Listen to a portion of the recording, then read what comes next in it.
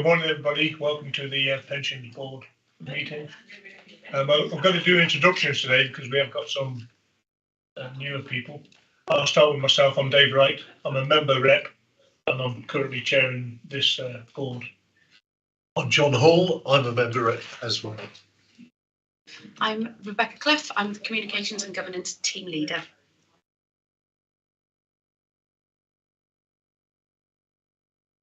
Does it work? Yeah, sure. I'm Alison Grange. I'm the Senior Governance and Communications Officer. Yes, I'm Ian Jones. I'm representing David Baker, Head of Automotive and Technology. I'm Helen Woodbine. I'm an employer representative. I'm Michelle Dulson. I'm a committee officer. Over to you, Liz. Hi, I'm Liz Fury. I'm employer rep. Thank you. Hi, I'm Justin Bridges. I'm the head of pensions.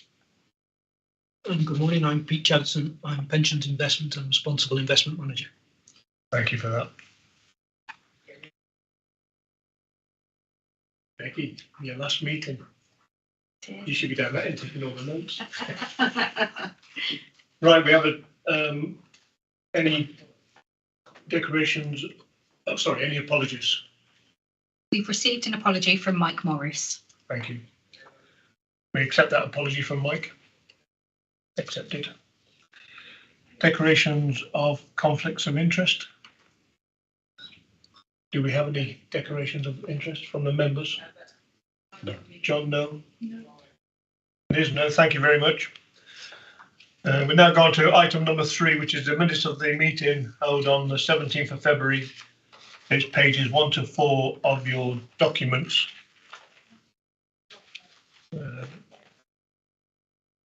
Before I sign them off, we just go through them. I don't think there's anything on page 1. Page 2, there are a couple of queries that we raised, but they have been answered within the presentations we're going to get later on.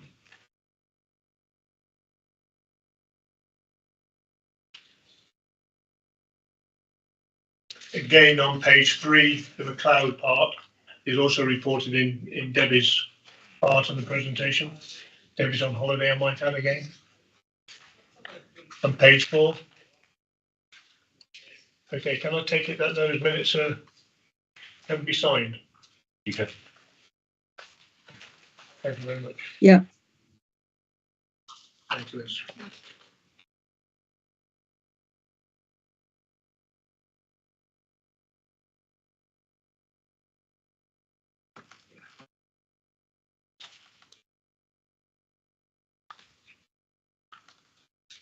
Item 4. Do we have any public questions? No public questions have been received. Thank you, Michelle. Item 5, the administration and regulatory updates. It says Debbie on my sheet of paper, but obviously it's not going to be Debbie. No. It's going to be Becky, I think. It is, yep. Thank you, Chair, and good morning. This is Debbie Sharp's usual paper, but she has sent her apologies today, so I'll be presenting it for you. You've got your usual updates in this report, so I'll just take you through them and highlight any points of note. In the communication update at point 8, we've given you some information there on the take-up of member self-service, and encouragingly, we've recently seen a slight increase in take-up because we've run some events in March and April called Get to Know Your Pension. So they were online webinars which were aimed at all active members in the scheme, and we got quite a big take-up, and we've put in there some figures of how many people actually attended. The webinars were aimed for 2 things: to discuss some of the key questions that we get asked on the Pensions Help Desk, and also to increase the take-up of MSS, because we had quite a big emphasis of that within the presentation, and I am pleased to report that we have seen a slight increase in take-up.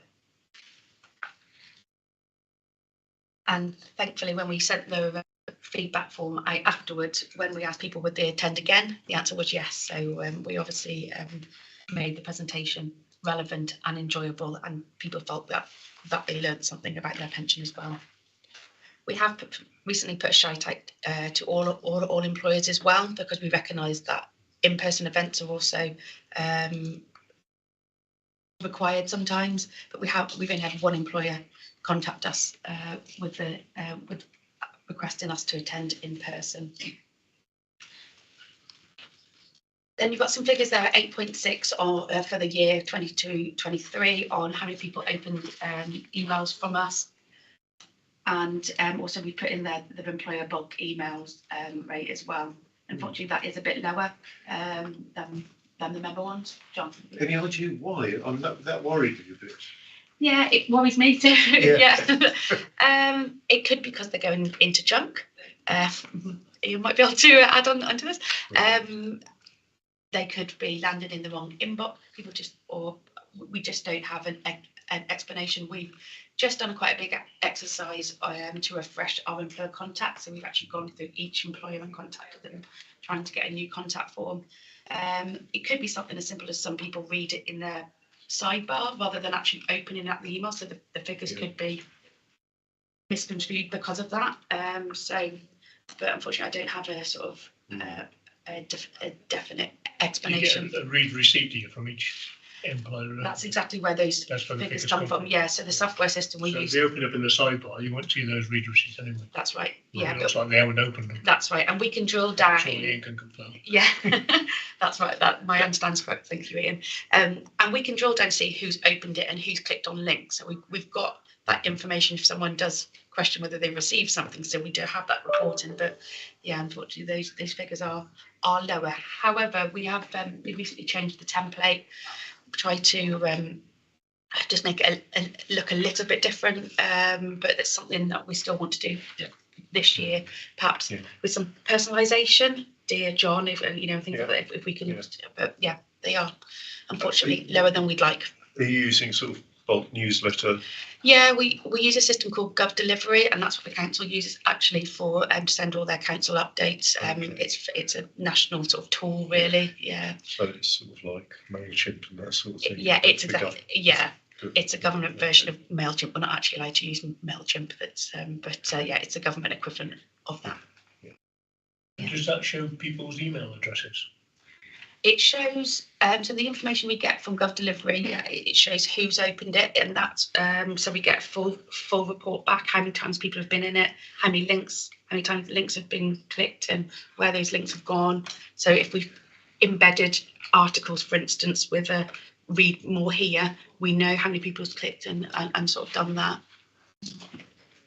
I think I've seen the emails and they do look like newsletters. I suppose if there's something that's particularly important that employers need to see, I think that perhaps needs to be dealt with differently, because personally I view a newsletter as something to look at, you know, if you've got spare time. You know. Or I don't know about the online portal, whether important messages to be put on there. Oh, we like it for that's a good, that's something that my colleague Gareth Williams looks after, but we can check with Gareth actually to see if we can put some messages over there. So Helen, why do you think it's a newsletter? What indicates that? Just the design of it, really, the style. Okay, well, that's something for us to look at. Yeah, I wonder whether it's we can bring some examples to the next meeting of what we currently produced. Perhaps we can have a look at a new template, Alison, and get your feedback, and that would be really useful from your point of view, Helen and Liz, because I appreciate, like us, you get lots of emails with something that draws your attention to this is an important pension update, and that's fine. We'll take that on board. Thank you. And then at 8.8 and 8.9, just an update there that our annual projects producing ABSs is way underway, with the deadline on track for producing those by the 31st of August. And the fund's annual report again is currently underway, and that will be presented at the September 2023 Pensions Committee meeting. Then at point 9, you've just got an update of some links there to the Scheme Advisory Board and what they've been talking about recently. There's been quite a lot of information published by them. Then at 10, you've got an update on McLeod. So we have had some more information about McLeod recently. We've had the release of, we've had the response, of the 2020 consultation. So that's been 3 years in the making. So we've had that, but there is still a lot of gaps and a lot of technical information still missing of actually how we'd administer and look and deal with the records that we hold. One of the biggest areas under scrutiny and being looked at is a piece of work called aggregation. So when someone leaves a job, starts a new one, or has two concurrent records, they have two jobs, all that process is called aggregation, and how that fits with McLeod and the remedy and recalculating someone's benefits, doing that check. Is the old scheme better than the new scheme? We know what check we have to do, but how that works with multiple records and historic records, that bit of information is unknown. I understand that they're looking for a sort of national solution to go in line with other public sector pension schemes. So that's, I think, at the moment the biggest hold up with McLeod is aggregation and how sort of multiple records are going to be treated when we're recalculating those benefits. There's also some issues still being looked at with tax and how tax and interest. So that sort of side is also being looked at, and there's been a paper recently released on that. So we know a lot, but there's still a lot of gaps to be filled in with McLeod. And then our specific projects, so at 10.5, you've got an update there on the work that we've been doing to assess our employers and our employer data that we hold. So we purchased a tool and worked with our fund actuary to assess and churn our data really, and we've had some initial results, and there's some figures there at 10.5 where we've started to contact some employers, and some of those employers have been graded according to how good their data is really. We haven't got to the point yet where we've been able to start collecting data. We've just been categorising at this point in time. Okay. Yeah. On that, it tells us how many employers have been graded and so forth. Do we have any idea what proportion of employees that, like which proportion of members that covers? I'm rather hoping you're going to say the big employers have responded. Yes, I wouldn't like to say. I don't know the correlation of those employers, but we certainly will have that information because we've got the output for every single employer. So would you like to know of the employees graded A, what percentage of the funds are A's? Exactly. Okay, yeah, we can absolutely find that, yeah. Yeah. And can we also have the total number of employers again? I know you presented it a couple of times. Total number of employers? Yeah. Yeah, we've got 150 active employers in the fund. 150. Yeah, that's right. 140 some odd last time. Yeah, okay, 150, thank you.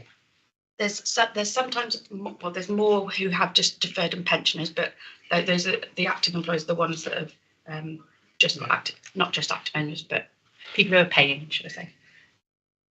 But yeah, we can produce that, John, that's fine. And then at the last meeting, it was requested that the cost of McLeod was presented, so that's given to you at 10.7. So the actuary has produced a cost of at valuation date, so this is actually in the valuation report, of 23 million cost to the fund, and represents 0.9% of total past service liabilities. Any more questions on McLeod before I move on? Thank you. Then at 11, you've got a bit of an update on LGPS cost management. There's two cost management processes underway at the moment. There is the scheme advisory one, and also the HMT one, which is, they're both measuring the same thing but doing it in different ways. And there's been a consultation recently to look at the scheme advisory board's cost management process and how McLeod is factored into that. When it was last looked at a couple of years ago, this was before McLeod, and I think the scheme was costing less than it was originally expected. So under the regulations, that would trigger, because there's a sort of cost ceiling and cost floor, because it was costing less than expected, that would trigger under the regulations a benefit change, so change to contribution rates or something like that. But at that point in time, they weren't taken into consideration McLeod. So when you pin McLeod onto the side of that, that changes the whole sort of calculation. So a lot of work's being done at a national level on looking at how much the scheme actually costs. Excuse me. And then at 12, we've got an update on dashboards. And unfortunately, nationally, there's been a delay issued by Laura Trott, the pensions minister. I think there's a lot of work nationally still to do on this. So the National Pensions Dashboard Programme has been shelved. It's been delayed, and getting all the necessary IT structure in place, as I understand, is a huge task, and then linking all pension funds, so not just public sector, but all pensions, private pensions, to this dashboard, sharing data. It is a mammoth task. The go live date was meant to be this September, or the onboarding date, so funds would have to start onboarding from this September, and it's just not been possible. So for us, it just means a change to our work plan. We're still planning for it, but and we're attending webinars with our software provider on how they would link up to that infrastructure as well. Then at 13, we've got an update there about the employers meeting which took place towards the end of 2022. I think Claire had some questions regarding this, and so yeah, we've just put some information in there of the last couple of meetings, how many people have attended, and then some of the information around one-to-ones. And then we also had a feedback form. So you've got there at 13.4, you've got an extract of the 8 responses that we got of the feedback, of the formal feedback that we got after the meeting. Encouragingly, no one said no, that they wouldn't attend a meeting and another meeting. We had 2 maybes, but yeah, the majority of people said yes, so that was good. But from 103, you got 8. Eight people who completed the feedback form. Yeah, yeah. Interesting. Yeah. Do we know how many one-to-one meetings took place? Mark had 3 full days, didn't he, Justin? So I think there's. I don't know the exact number. There's a fair few. Yeah. So that's probably why the feedback forms, because they have their own specific one-to-ones discussing their own results. That the feedback was very positive from those meetings, but we can find out the number. It wasn't any more than sort of 20. I know it wasn't. It wasn't 50% of our employers or anything like that. But it was. I know he had a good couple of days with employers, and it'd be interesting actually to have some feedback from those employers who felt the one-to-ones were useful. But we have already had a conversation and looking at this year's meeting of how we can do stuff differently. And obviously it's a complex subject to deliver anyway. And next time we thought perhaps we could do some breakout sessions of more, perhaps get some employers who are similar in size or type together. So we've thought about lots of different ideas of how we could deliver it differently next time. But we were fairly happy with how it was delivered. But I think taking on board some of the comments we've received, we can always improve. Yeah, and the one-to-ones were offered to all employers to take up. So that was a new thing this year. Yeah. So you can assume that the employers that didn't take it up were happy with their individual results if they didn't say they weren't. So, I mean, strange question, but do we have a sense of the ones that probably should have been having a chat with the actuary, and did they actually? I think actually only talked it's one of those. I think the employers that don't attend anything are always the ones that concern me more, because or you kind of think, okay, you're great, you don't have any questions, or can you not come, or are you not giving this priority? I don't know, but we do tend to get the same employers coming to things. So just but we've had a few questions recently. I am sort of had, but nothing more than normal. So sort of at this time of year, well, about a month ago, where employers are updating their payroll systems, so putting in the new rates. I know Ed, as the fund accountant, who managers have had some last minute questions of, is this the rate? What do I do with this? But that's normal. We have that every year, every valuation year, should I say? Yeah, pension's probably not a big priority for some employers, especially the smaller ones, I would think. Yeah. Okay. Any more questions so far? Liz, any questions? Yeah, I think it'd be quite interesting to see them in a way, should we say, a graph of employers' numbers with ranges of members, so that have we got a lot of employers with 1 to 5 members, active members, and so that we understand your profile more, because obviously you've got the councils who actually carry, I believe, a large proportion of the members in terms of Telford and Wrekin in Shropshire, and they'll outweigh everybody else. It'd be quite good to have a profile of effectively and see how long the tail is in terms of numbers of employers with very small numbers of employees in the scheme. You'd like to see that in a graph form? I guess I see it as a picture, or a table would be fine. Yeah. We can produce that. We absolutely have that information, and Liz is right. We have a lot more employers now, and employers are taking a huge amount of our time and resources, because the admitted bodies side of it, we are getting more employers because of a catering and cleaning contract, for instance, in that from a school where they have 1 or 2 members of staff, but to get that employer to come in the scheme, getting all the right policies, all the right documentation in place takes months sometimes to get that coordination. And Liz is absolutely right that that can just be sometimes for 1 member of staff or two or 3 members of staff, but we are increasingly now having more and more smaller employers, which for 1 member of staff, you're right, are they going to attend an employers meeting? We'd like them to, because that's still 1 member of staff that they've got to offer that scheme to. Okay, thank you. It seems to me that for those type of employers, it's almost a different service, isn't it? Yeah, I think it's about how we how we communicate with those to kind of make sure they've all got the same responsibilities. And I think we've talked about this before in another. They've all got to do the same thing, whether it's for 1 member of staff or 100 or 200. And some of them also are dealing with different funds as well. So more precisely.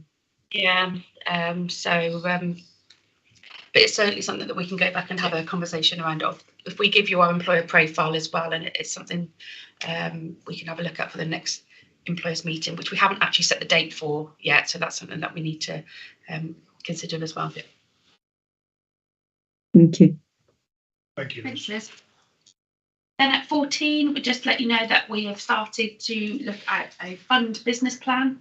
So we've got we've got our own individual team plans, but since Dustin's roles changed and the 2 sides, we are 1 team as such now. We need to put together a fund business plan, so that's currently underway, and we'll share the content of that when we've got a bit more meat on the bones. Really, it is a TPM requirement as well to have a business plan.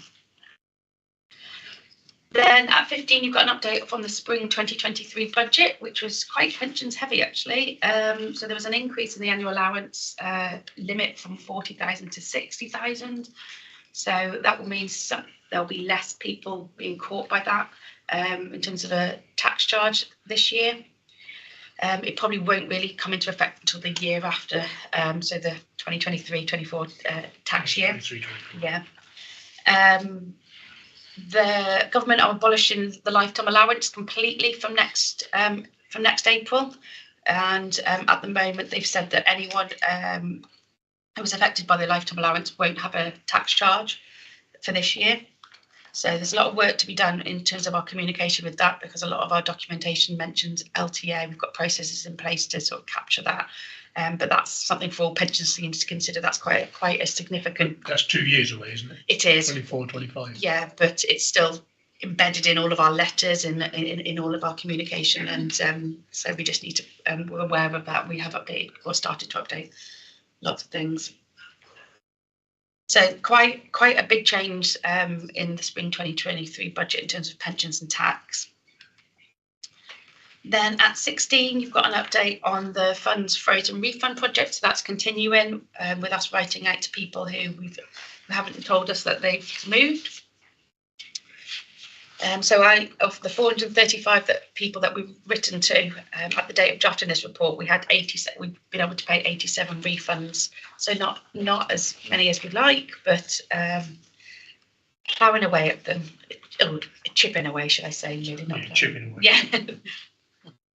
And then at 17, there's been a change. So again, this is coming from the budget, but a change in the SCAPE discount rate. So without getting too technical and going down a rabbit hole with it, it's a rate which the Government Actuaries Department use to calculate certain factors that we need to administer the scheme. So early retirement factors, divorce factors. So if someone is getting divorced and they ask us for a calculation, we use these factors, and certain transfers as well all use this SCAPE discount rate.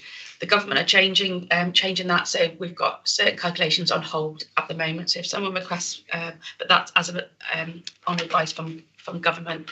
So if someone requests a certain type of transfer in or out, or a divorce quotation, we can't reduce that at the moment. We are hopefully going to get the new factors towards the end of this month.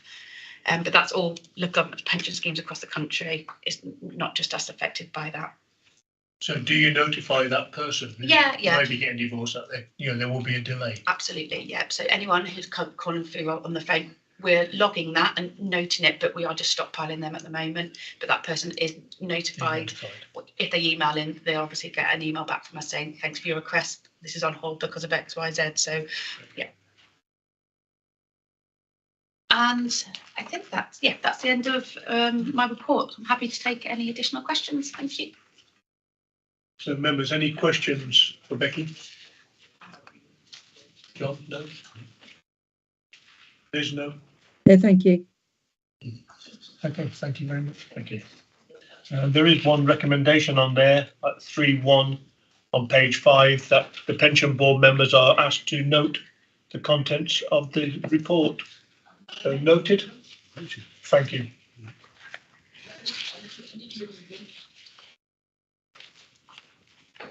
Item 6 on the agenda is the pensions committee reports. Do we have any feedback on the pensions committee? I know a few of you attended the last committee.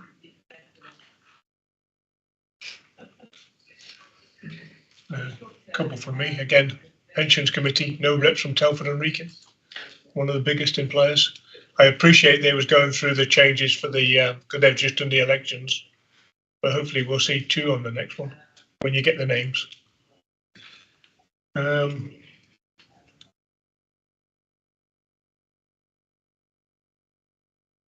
carbon risk register.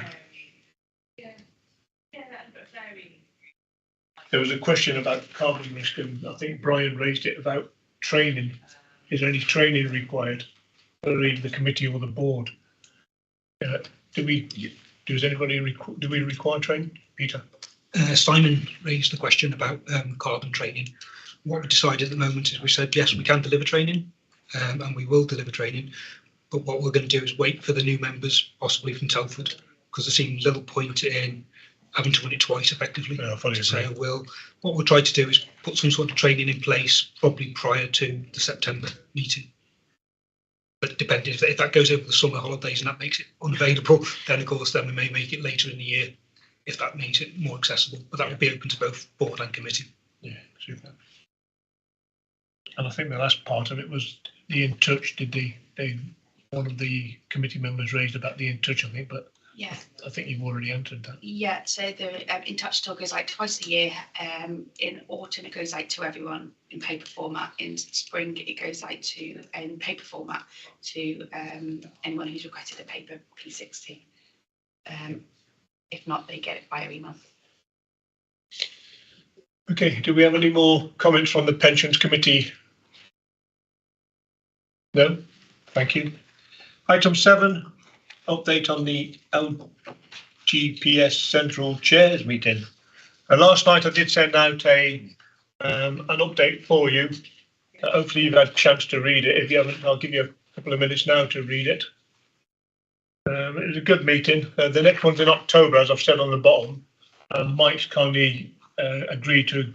I'm away on holiday again. Hide my head in shame. So Mike's agreed to already with the with ID, the secretary for that meeting, that he will attend for us, and he would on the board meeting after that he'll come back and present. The scheme advisory board gave us a McLeod update, but we've got a later one today. Same for the pensions dashboard. I think it's the software problems you mentioned on the having run self-assessment for HMRC, being the IT supplier. I can understand what they're going through, because when we tried to link DWP in with HMRC, it wasn't an easy thing. Climate risk came up. They have got, if you go on their website, the SAB website, they have got a strategy for their climate. It's quite a big document, quite interesting to read though. Code of transparency we've already mentioned. LGS Central did the presentation which we'd already seen, so it was quite good. The interesting bit I found was the roundtable discussion between the members who were there. They're talking about how do you recruit board members, how do you recruit committee members, well, not so much committee, but board members. And it was quite interesting because one of the counties, I think, had real problems recruiting. There was one person most of the time. Board sizes were also a question, whether they have 4, whether they have 6. And also communications between the board, the committee and the officers. You know, some of them, they don't speak to anybody, it seemed, which was quite interesting to find out. Any questions on that? Item 7? No, Ellen, thank you. Thank you. No, thank you. Move on to item 8, which is the date of the next meeting. It's at 10 o'clock on the 7th of July, 23. And I think Becky will be goodbye and Alison will be in the chair. Yeah. So if Debbie's on leave again, you know what you'll be doing. Don't record that bit.